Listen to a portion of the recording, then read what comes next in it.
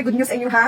Malipayon kayo ko karong adlaw no kay one of my follower nag-message dito sa kuha. Nagpasalamat siya sa kuha kay tungod daw sa kuha tanang nag-lose weight siya in 3 months. So from 72 kilos, 55 kilos na lang din siya. So ako ang ipakita sa inyo karon kung unsa iyang gi-message sa kuha. So nag-message siya bag-ulang gyud ana siya, ma'am, na-achieve ko na po ang goal ko. 72 kilos down to 55 kilos. Gusto ko na i-maintain ito. Still fasting ako 20 hours, sometimes 16 hours at 1 meal a day pa rin ako. What should I do now? So mo na yung picture guys katong 72 kilos siya. Tung gasugod pa siya sa pag-low carb. Ako lang tabunan ang naong ni Sir Gamay kay for privacy purpose. So mao na ni siya karon 55 kilos. So makita na gid ninyo diha nga nagkapanga na gid si Sir no. So una sa tanan Sir no, i-congratulate di IT ka. Kay proud kaayo ko nimo kay gid na dayon nga mag-lose weight ka og 17 kilos in a span of 3 months. So, na-reply ko no, na na-reach na din mo imong goal weight. So, congratulations! Tabangan na pagpakpak si Sir. Kaya na-achieve na din nga finally ang iyang goal. So, sa imong pangutana, nga ingon ka nga, unsaon pag-maintain. Kaya syempre, maintaining weight naman ka. So, mo yung ako masaya. Pwede ka mag-liberal. So, liberal low carb. Still, we do low carb, pero mag-add ka o healthy carbs. So, taas-taasan na ito gamay ang atong healthy carbs, tapos you build your muscle. O, mag-home workout ka, tapos mag-muscle ka, mag-build dito ang muscle.